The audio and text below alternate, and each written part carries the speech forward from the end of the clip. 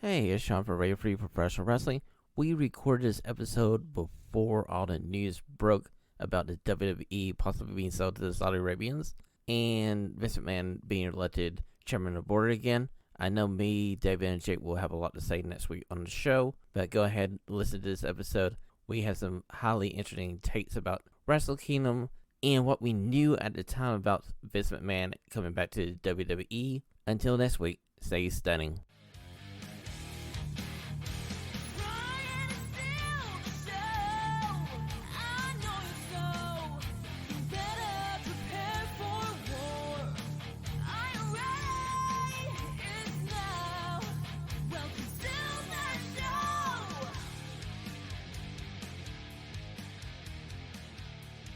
Well, ladies and gentlemen, welcome to this week's episode of Radio Free Professional Wrestling. We are back for the first time in 2023, and gentlemen, I thought we put to rest the biggest story of 2022, Vince McMahon returning from the WWE, but while we were gone, he forced his way back through the door. He's back in the WWE. David and Jake, how are you doing, and how did this happen? Hello, Feliz Año Nuevo, Happy New Year. Just 10 days into the new year. It's already going to be one hell of a year in the world of professional wrestling. Yeah, Happy New Year, everyone, and thank you for sticking with our delightful little threesome here that we've got going. And yeah, I think from what's happened in the first 10 days with having Wrestle Kingdom, some continuous dynamite, and the return of the Mac, Vince Mac. Vinnie Mac, yes. Vinnie Mac is back, but is he back for good? Do we want him back for good? Shawn, tell me. Well, David, nice for you saying that. Let's just slide over to a very new segment that we're going to do on Radio Free Professional Wrestling. We call this RPW In Depth. This time, we're looking at the return of one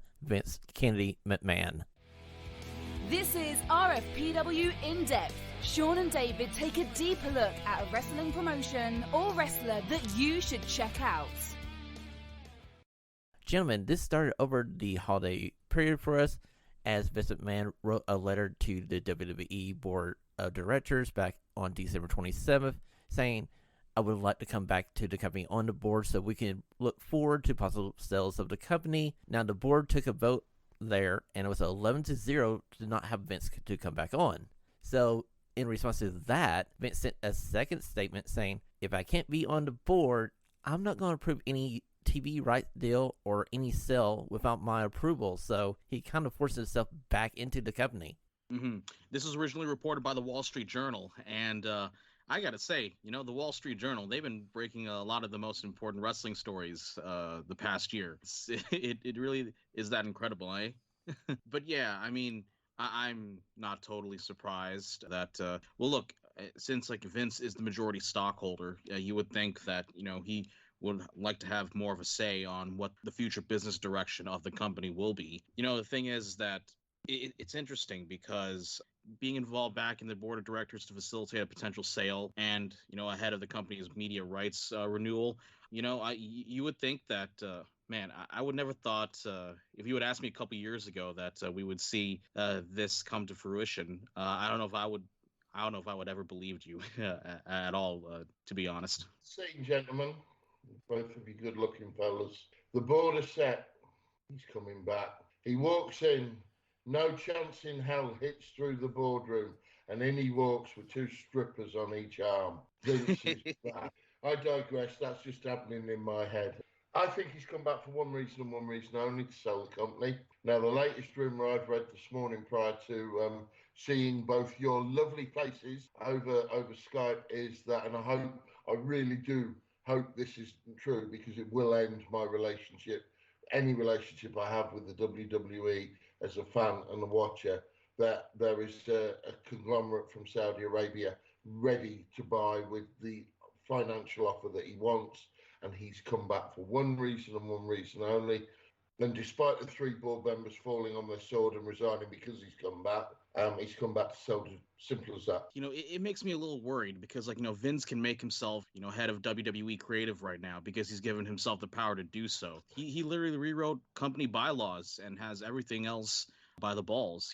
I saw this great CNBC article saying that well, it could be legitimate though, since JP Morgan has been hired to help lead sale talks. And yeah, look, I mean, there are a ton of like potential front runners to buy this company. I mean, obviously you got Comcast, NBC Universal. They have a long relationship with the WWE, reaching 20 years now. But to be honest with you, like, and shocking, and and you just mentioned it, David, shocking for me to say that maybe I wouldn't even put it past maybe a Saudi Arabian company like holding a stake in this. Like, for example, like we saw Newcastle United being sold to a Saudi company. So they're getting involved in the world of football and sports as well. Well, guys, when the Saudi deal came to light, it kind of perked my ears up because I was thinking that, hey, this is a way for Vince McMahon to literally take back the company. Because with the Saudis having the cash, they can take this company private again, and it won't matter who's running the business because it's a private company. Now, the other company that I feel like has the best shot at actually buying it and keep it public is NBC. They already have the Peacock deal, and all the WWE media is on Peacock already, so why not just buy the company so you own everything? Sure, and it can take WWE private again, and the inner goings of the business of WWE won't have to be like public knowledge anymore, since it won't be a publicly traded company in the New York Stock Exchange. If it will happen. Okay, David, I got a question for you. Which company, if you want to put a bet on, will actually end up buying the WWE? Would it be the Saudi-led effort, or would it be NBC? Honestly, when I read the article, and it was this morning, UK time, unfortunately, it made so much sense with Vince suddenly coming back to these. And then the people that are writing this, like you, Jake, has just said, the Wall Street Journal, these aren't tin pot dirt sheet writers that are writing this. These are respected journalists who've got more fingers in pies, and I would not be at all surprised to see, because Vince has got no scruples, let's face it. He don't give a crap who he sells it to. He doesn't. If he makes his money, because he's going to need it, because allegedly they've asked him to pay back. Yeah, exactly. This is all about Vince getting one last payday. Yeah, I think you're right, Jake, because he's been told, I don't know how you go with Vince, to pay back the $12/15 million, depending on what you believe, sexual harassment money that he's had out of the company, that there's no question about that. I mean, it's just a question whether he's innocent or not, but the money's been paid, the hush money's been paid, there's physical evidence of that. So he maybe needs a payday, and he's just come in and gone, right, screw you. I'm going to sell to the best bidder, and the best bidder would always be the Saudis, because they can buy the WWE a little bit like it's pennies. It's not a big deal to them, and it can be a novelty almost. WWE is making more out of the Saudi stadium events than WrestleMania. I mean, that's proven knowledge right there. I feel like if you're going to take this company private, you're going to need to basically bid for the WWE between $6 and probably $8 billion so you can buy all the stocks back. And to be upfront, I do own about 14 shares of WWE stock, so I'll probably get bought out and that money will go into my 401k. So my feeling is I'm really worried about the Saudi Arabia deal because I feel like that is just a Machiavellian power play that Vince McMahon has set in motion. And I feel like he kind of had this built in as a backup plan. Mm-hmm. This is like the best season of Succession that I've ever seen, to me. Yeah, shout, Jake. If you took this to like Hollywood and gave them like the paper strip of this, I feel like they wouldn't believe you. They'd be like, "We can't put this on TV." Oh, it could be more and more though. So because a lot of more wrestling stuff is going to Hollywood, so I wouldn't put past that, to be honest with you.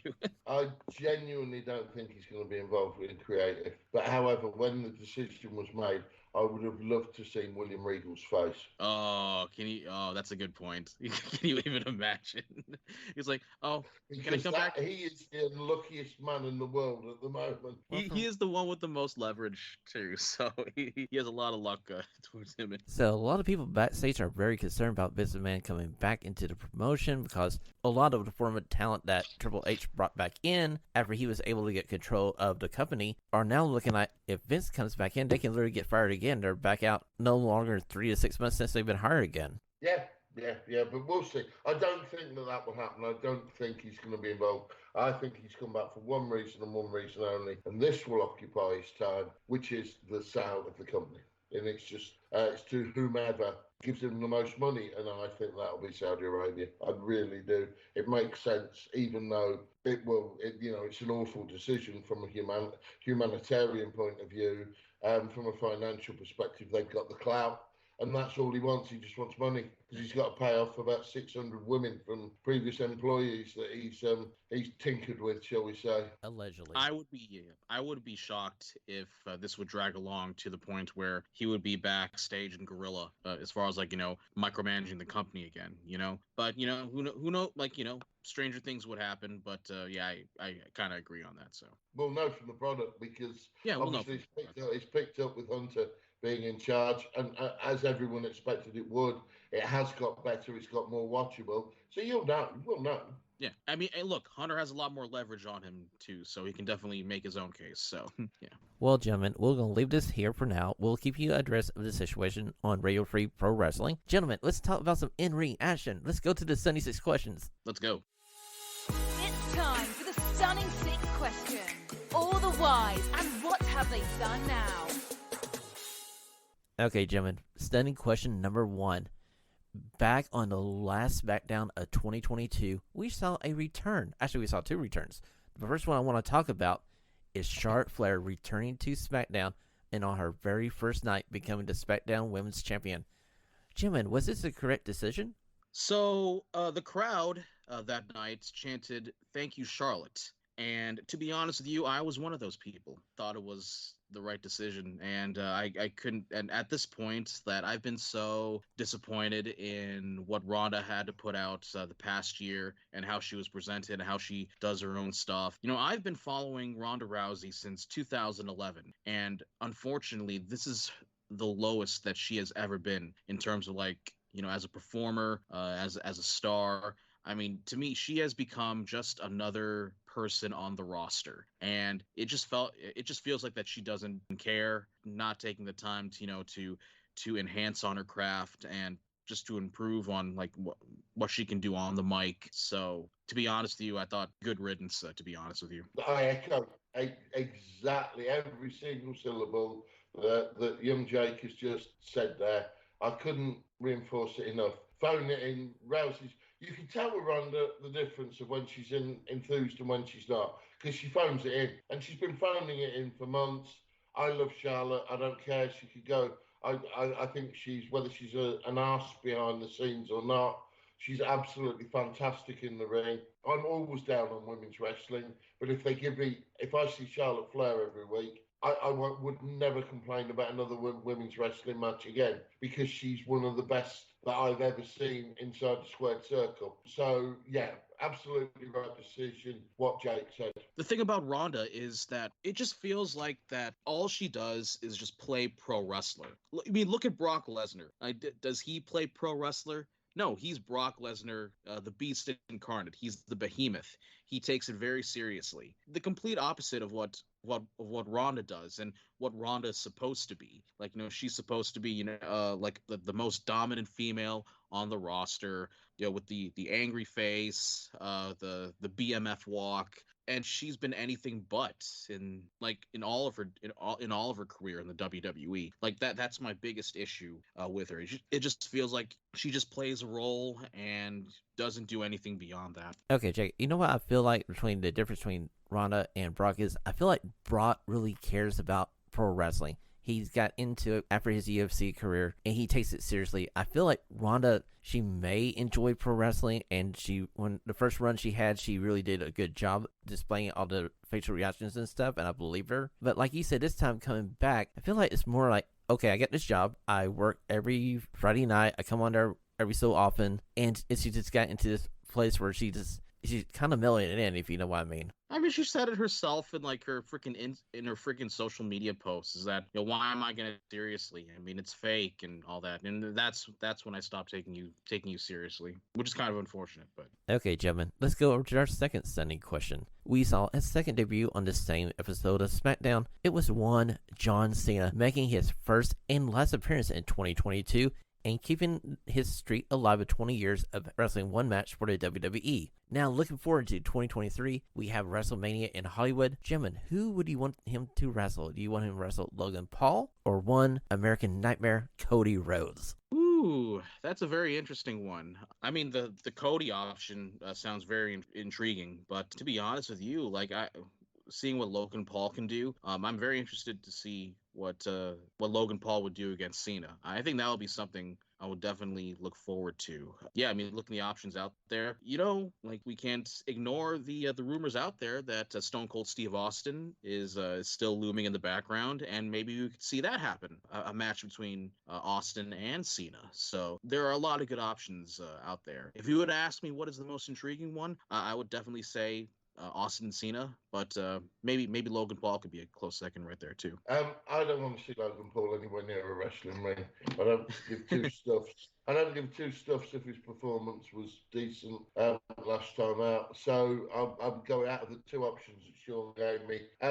Whether Cody Rhodes is one of my personal favourites, he's not. But he knows how to conduct himself in a wrestling ring. And Cody Rhodes and Cena for me would be a much, much better match. You're gonna have a spot fest with Logan Paul. Now, the rumour has it Stone Cold Steve Austin that I've read, Jake, and again, I'm not going to argue with you, because you're closer to the action, is that if Austin is going to compete at WrestleMania, which it looks more and more likely because he's working out. There was some footage of him in the gym the other day looking a million, but got to be honest, he looked the part. Is that he's going to have a match with Kevin Owens. That's the one I've heard. Yeah, I did see a little bit of that too. Maybe another rematch between them. But I mean, look at those Instagram pics. I mean, his arms are swole as fuck, man. Like Austin is, how old is he? Like close to 56, and you're still looking at that age. I mean, he looks way better than he first retired against The Rock back in 2003. So, gotta give credit to that guy. But the one thing I'd say about Steve is, if he comes back and has another match, he would want it to be the best it possibly could be.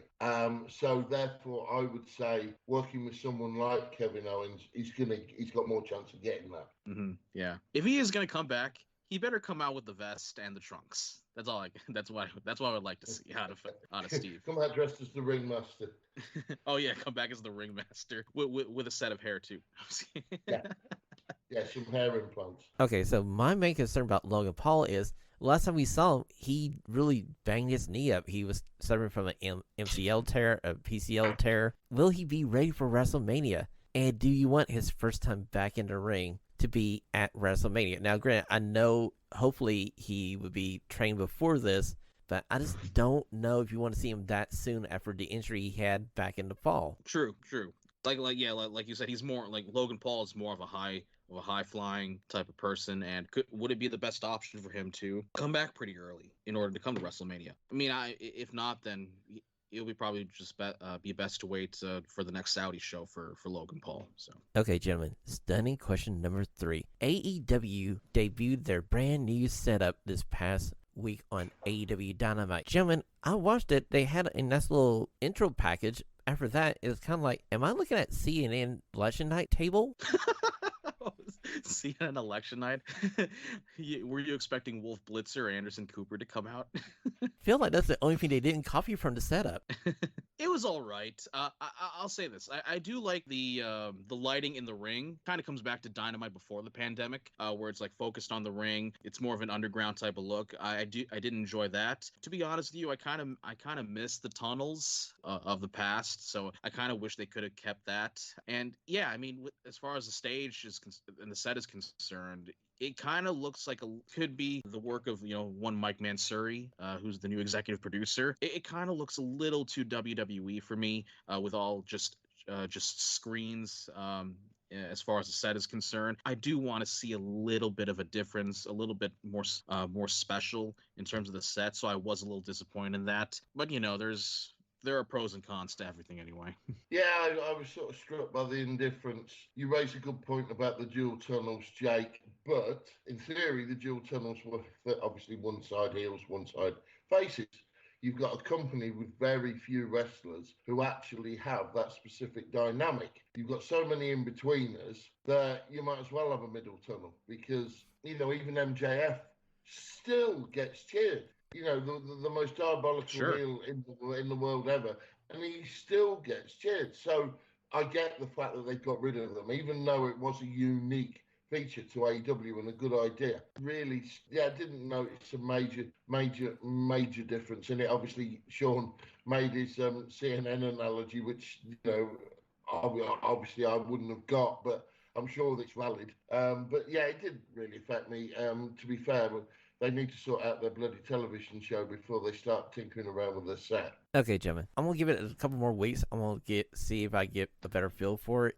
To me, Jake, you're right. It feels like WWE light on the stage because you just have basically 3 Titantrons now. Hopefully, this will suit a little bit more as we get used to it. Gentlemen, let's go over to our 4th standing question as we go across the Pacific to New Japan Pro Wrestling, as they're coming off of one of the best Wrestle Kingdoms they have had in the last 5 years. And I want to talk about a special debut. And it was Mercedes Moné, the former Sasha Banks. She had her debut. And was it good? Was it bad? I thought they had a good start to it. I thought the package was good. Her theme song, I'm kind of questionable about. And her finisher, I want to say it was Cara Singh, maybe the slaying off her back, but that needs work as well. Jake, what do you think? Oh boy, where should I start here? Look, they probably had the good intentions for her, but overall, I thought the debut was kind of rough. And if that move wasn't a botch, it needs to go on the shelf ASAP. It looked to me that like it's meant to transition into the bank statement, but then she never applied it. And Kyrie got KO'd from nothing. In the long run, this wasn't like the Shockmaster falling and completely killing the gimmick before it all started. All will be forgiven if the in-ring delivers, and we know she's capable of cutting some good promos, but on the big stage with a ton of hype, I definitely thought it was a flop. I mean, I guess her entrance attire was decent, and also the music was not good, as you mentioned, Shawn. Her hair looked pretty weak as well, and I seriously wonder if she was intoxicated for some reason.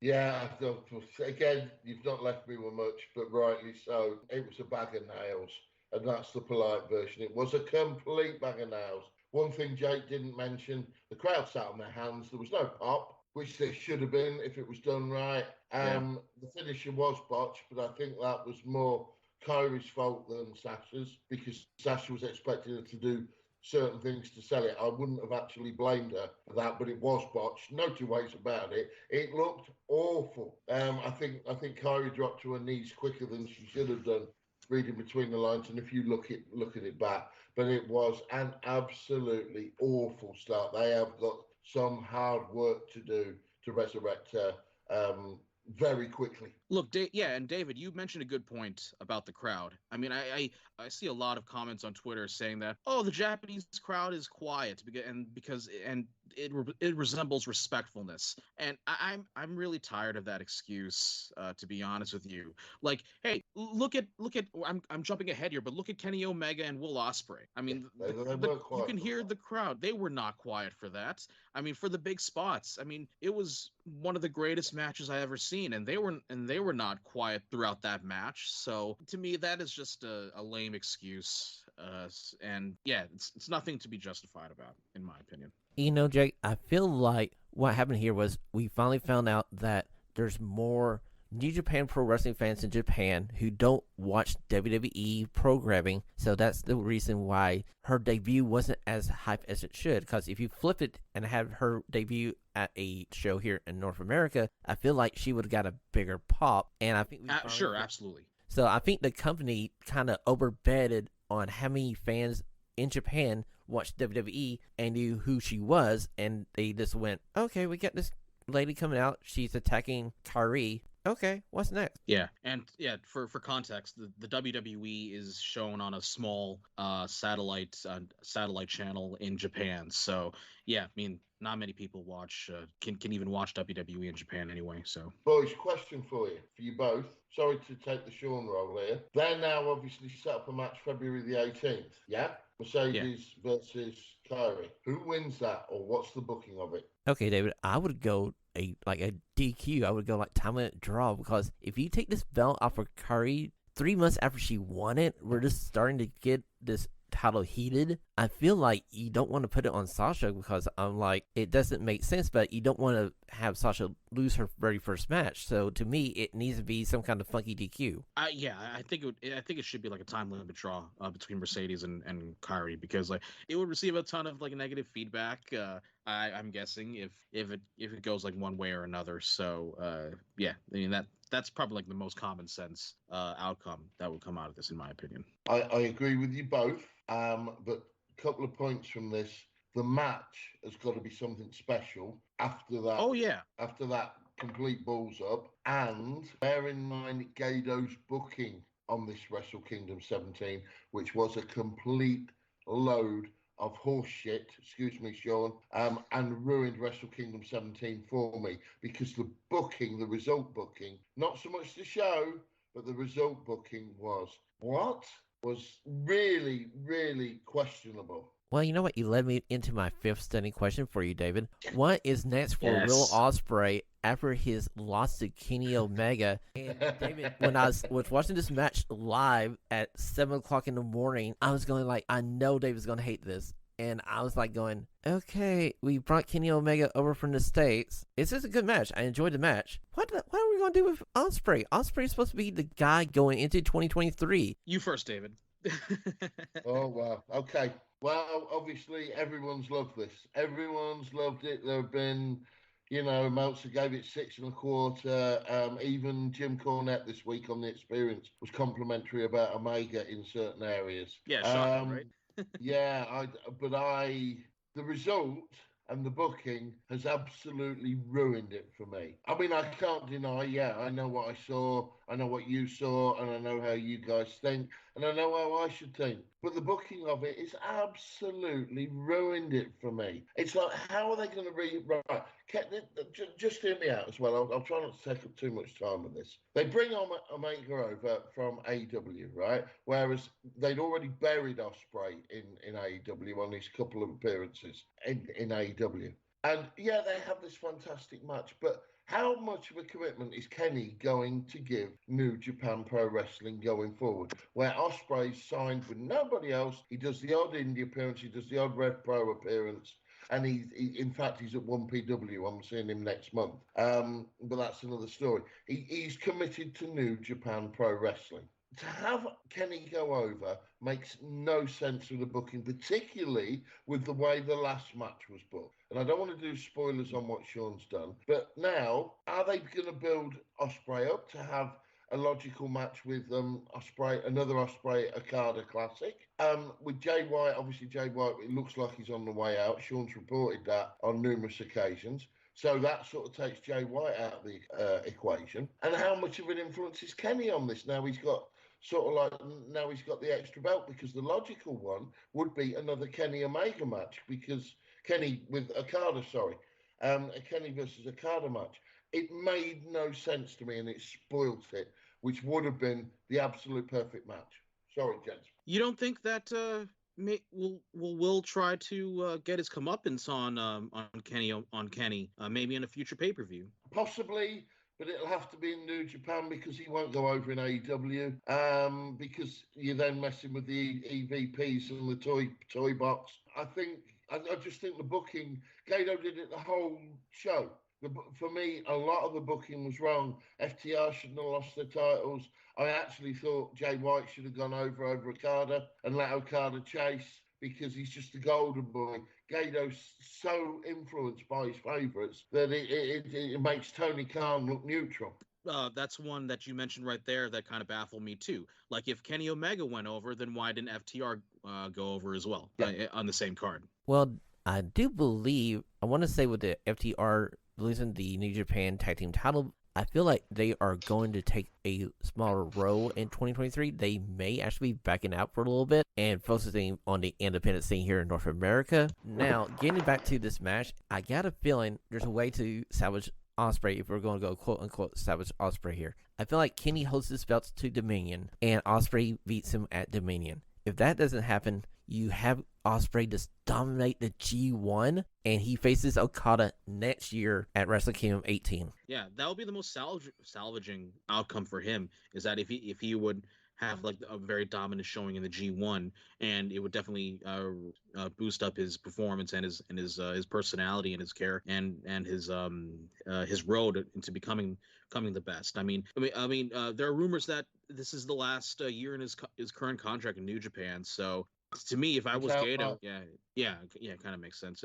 If I was Gato, I would take advantage in what Will Ospreay can do and not just blow this over. I've been very critical of New Japan and its product offering over the last few years. And, one of my bigger gripes is, on the upsell on US-based pay-per-views when WWE conditioned fans in North America to pay a service to get all of the shows. But hey, for $750 a month for New Japan World. Overall, I enjoyed Wrestle Kingdom for me personally. There were some booking decisions that really baffled me as well. But yeah, if this really has to be the year for Will Ospreay, and if not, then it will be like the biggest drop the ball, the biggest ball dropper in the history of New Japan, in my opinion. So, look, like as much as I love Okada, how many more times can he hold the top spot? A lot of people have said that he's becoming the John Cena of New Japan, which is kind of unfortunate. So there's some truth to that, Jake. Don't get me wrong, I enjoyed the in-ring, but for me to have it perfectly, for me to call it perfectly, the booking has got to make sense, and not a lot of it did. My match of the night was that Sabre Jr. That was the best match for me, and I've got to be honest, his promo was wonderful. But I enjoyed Jay White Okada just as much as I did Ospreay Omega. But sorry, I'm interrupting Sean. Sean, take it away, you handsome fella. Okay, sixth and final stunning question. And yes, gentlemen, we are going to the main event of Wrestle Kingdom 17. It's Jay White versus the Okada one. And gentlemen, was it the right call to bring the title back to the homeland and the hero of Japan, Okada? These two were in a tough spot, especially coming after Ospreay and Omega. But hey, at least the two really did well as far as the main event goes. To be honest with you, I'm not the biggest. Jay White is he's okay, but he doesn't really do it. As much as I hate to say it, but I think going back to Okada was the right decision. I think Okada is just I don't think he's going to hold it for too long. I think he's more of a transitional champion, maybe later in the year to see what he would do with it if it's going to be Will later in the year. But who knows? So, me personally, I thought it was the right decision. So I saw it coming. Once obviously we'd had Kenny and Will, it was like, okay, well then Okada's going over. I wasn't as behind the scenes savvy as the Stunning one in that I didn't know that Jay White was shipping out shortly after. So therefore, the actual booking of Okada to win made sense from that perspective. But also, you've always got the doubt. He is Gato's golden child. And so, you can't fault him, really. I enjoyed the match. I just didn't agree with the booking. I wasn't as offended by the booking of this as I was the Will Kenny match.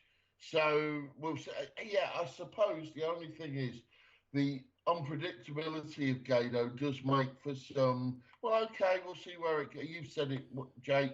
We'll have to see where it goes, and maybe Dominion, maybe the big ones coming up. The G1 even, as Sean said, the G1 is always a good line to where they're thinking. But the big thing for me from an Ospreay perspective is he's been muting about his contract. It's due for renewal in March 2024. He says he doesn't want to leave, but he says he may have to. And to be fair, if he wants to be the best wrestler in the world, he has got to go and prove himself at one of the big two. We might think he's the best wrestler in the world because we're inside it all, but to a North American audience at the moment, he's that indie guy, and we know he's better than that, but he's got to go and prove it. So he's got to go prove it in one of the two companies to actually go over with the North American audience. So I personally don't like it, but that's the way it is as far as the landscape of professional wrestling. Well, gentlemen, I do believe there's going to be a lot of answers coming forth in New Japan Pro Wrestling as we make our way to Dominion in June. Yeah, overall, if you have to give a thumbs up or a thumbs down on Wrestle Kingdom, how would you both put it? Oh, you shitbag, Jake. When are you on the test right now? So In-ring, thumbs up. Booking, thumbs down, definitely. So somewhere in the middle. I love the in-ring. I've got no complaints about the in-ring. The Sasha Banks segment was complete dog dirt. But the in-ring was definitely thumbs up. I can't deny that. But the booking for me really, really spoilt it. And maybe I'm being too picky, but hey, that's me. Gentlemen, for me, I thought Wrestle Kingdom was a success. I would say it was an 8 out of 10. And I can't wait to see what happens in New Japan Pro Wrestling. okay, so what we're gonna do right now, ladies and gentlemen, is I'm going to ask Shawn and David, and I'm gonna be involved as well, so the both of you won't feel left out. A list of scenarios and predictions of what you guys think will be the most likely or the most unlikely. So that's what we're going to do, and for those who are longtime listeners, I'm obviously ripping off of one gimmick here of our good friend John Pollock's, but I just can't help myself. So just make that confession right now. But so the thing is that we have 20 scenarios, and I'm just gonna rapid fire them as of right now. So David and Shawn, are you ready? I'm ready. Ding ding. Let's do this. Ding ding ding. All right, so let's do this. Number one, we'll start with the most obvious here. WWE is at least sold to a new buyer. Likely or unlikely? Likely. Okay, I'm going to say likely, and I'm going to say it's going to be NBC. I'll say likely too. I think it's going to be, I'm pretty sure it's going to be Comcast, NBC Universal, so I'll definitely put it there. Number two, MJF, Maxwell Jacob Friedman, remains AEW World Champion at the end of 2023. Unlikely. I'm going to say likely. I feel like they're going to bring this into 2024 because they've been hammering us over the head with the bidding war of 2024. Yeah. I could see an instance where he might lose sometime.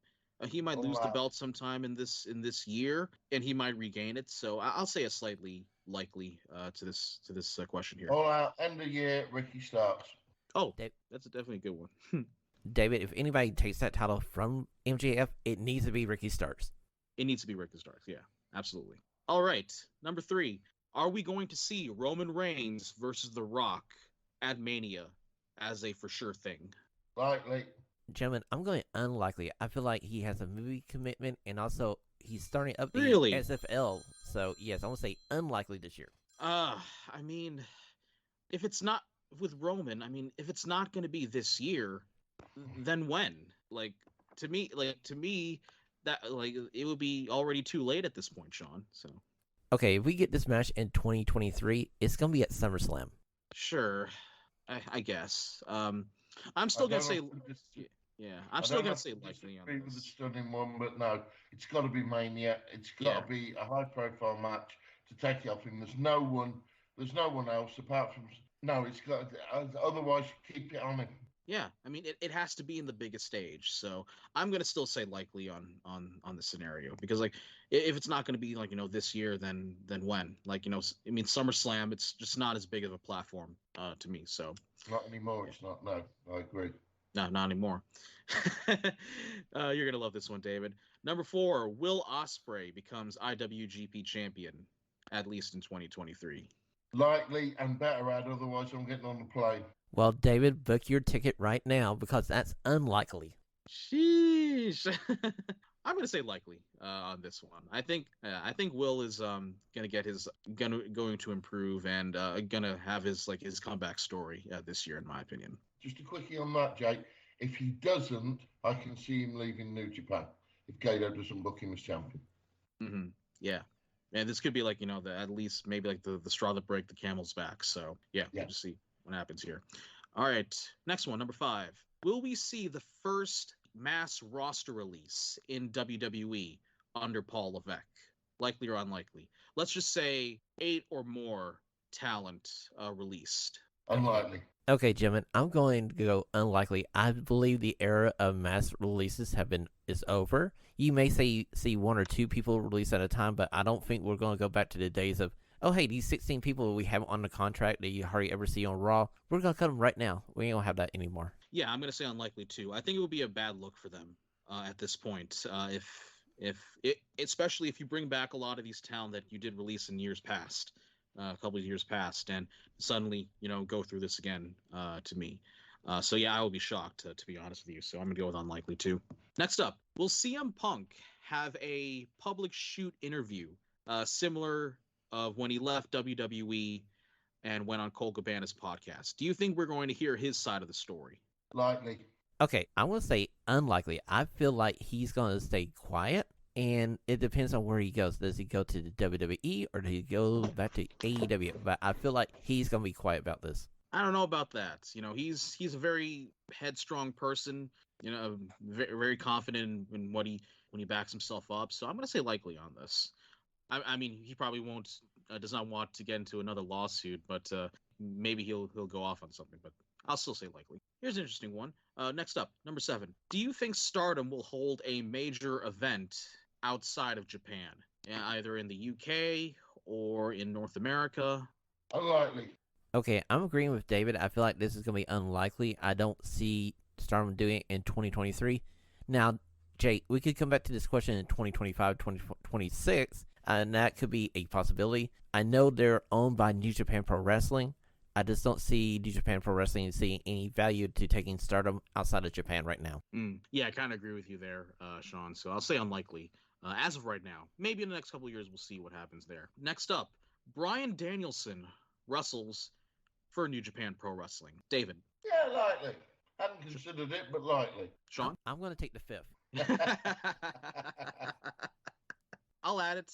Wrestle for New Japan, and also he'll be involved in the G1 Climax. I'll be willing to take that risk there. So, all right, number 9, and this will probably be in a little bit of your wheelhouse, David, because going back to Bryan Danielson, because he has said that he wants to wrestle more internationally. Will Bryan Danielson wrestle for a UK promotion like Rev Pro? Take me by surprise. I'm going to say likely because I'd love that to happen. I'd be there in a heartbeat.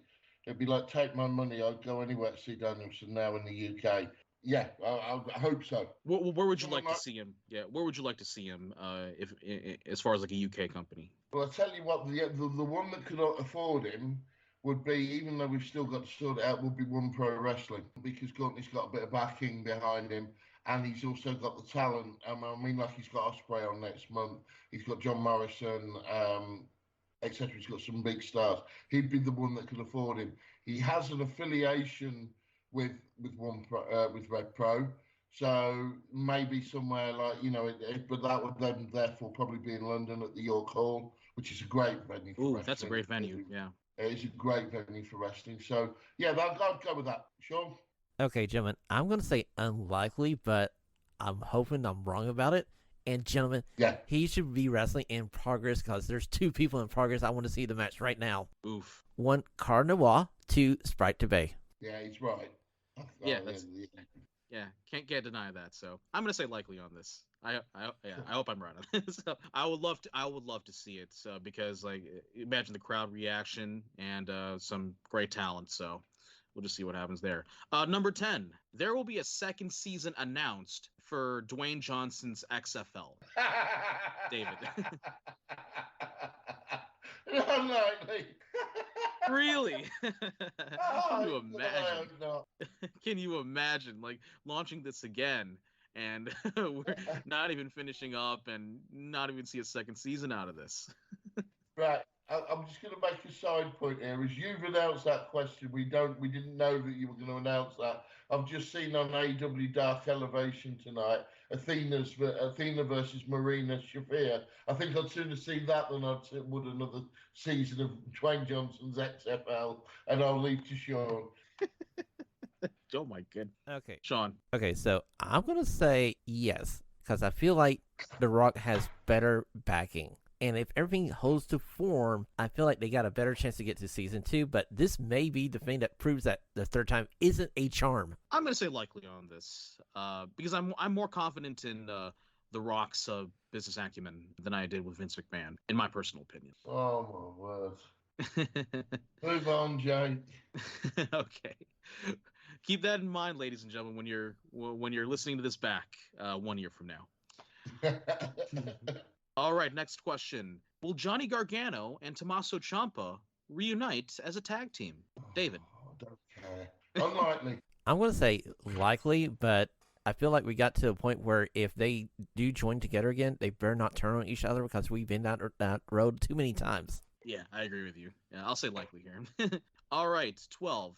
Pat McAfee is no longer a full-timer in WWE. Let's just say that he is planning to come back as a commentator on SmackDown. That's what he said. But maybe he's going to get other offers out there and might not be involved as much in WWE this year. I hope that's unlikely, but I like Pat.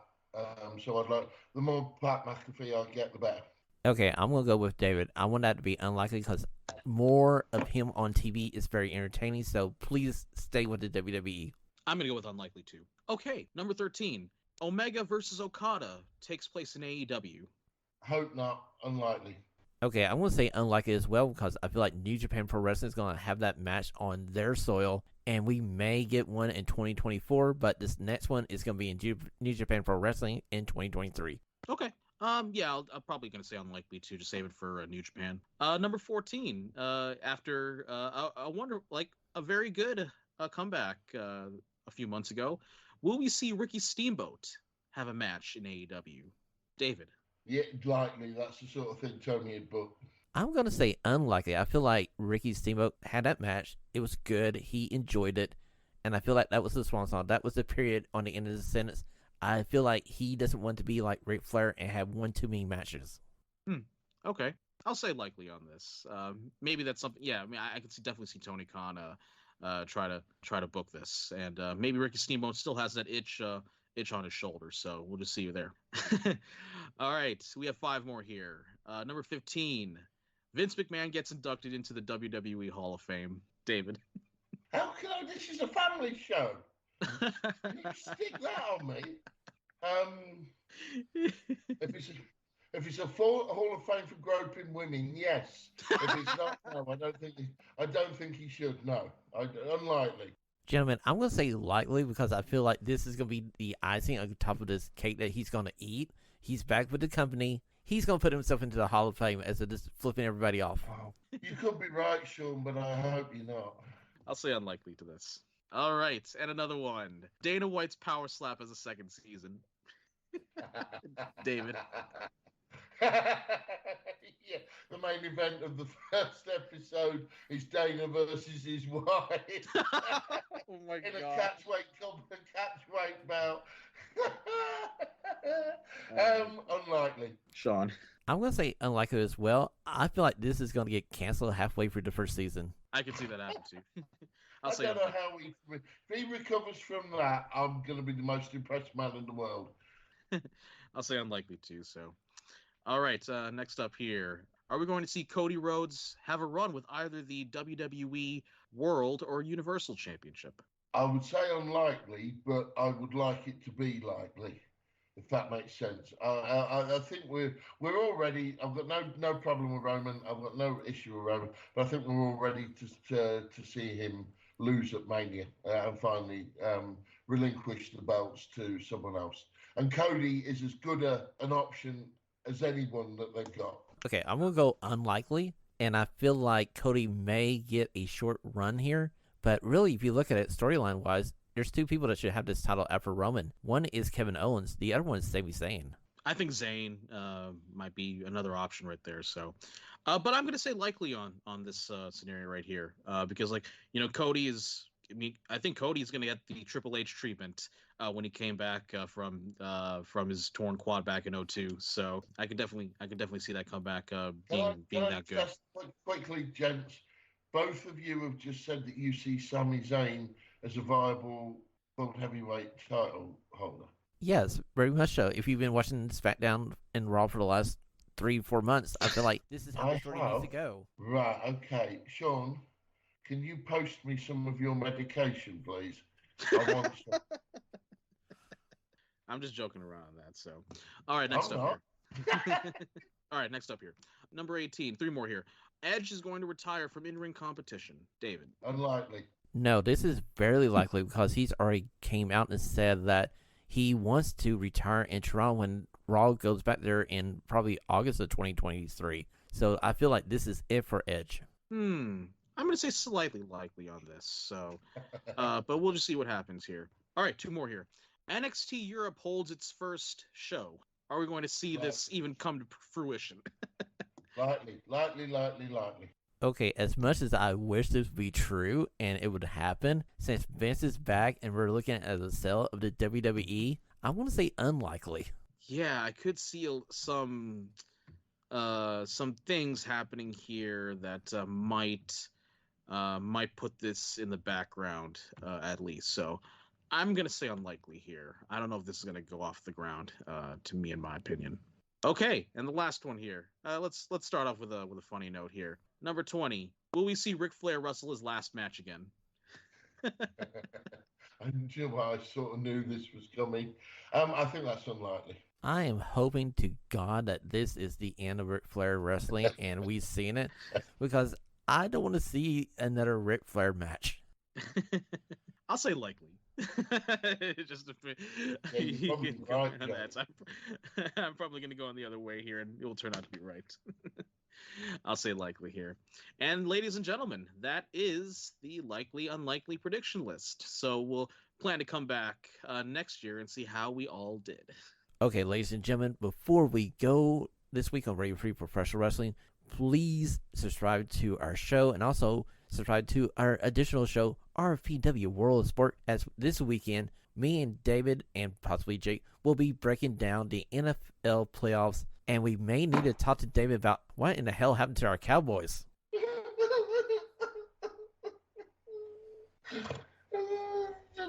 Anyway. And one more thing, I just want to give our best thoughts, best wishes to Damar Hamlin. As of yesterday, finally back home in Buffalo and was released from the hospital. So it was a scary situation last Monday watching Monday Night Football live. But really glad that he's in the road to recovery and he's feeling better right now. Yeah. Ladies and gentlemen, you can follow Radio Free Pro Wrestling on Twitter at Radio Free PW. You can follow myself at RPW Shawn. Jake, where can we find you on the Information Superhighway? My Information Superhighway on Twitter at Jake Olinar, on Instagram at jakeolinar.mp4 to hear my weird takes on anything about the world. Feel free to do so, to follow me there. I'm on D Brightly 6 on Twitter or Big Duds. David J. Brightly on Facebook. Ladies and gentlemen, we hope to see you next week on Radio Free Pro Wrestling. Until then, have a stunning rest of your week. Brother. This is Sergeant Arms of Christina on behalf of the guys. Thanks for listening to today's show. Please head over to Apple Podcasts and leave a 5-star rating and a review. Until next time, the liberation continues.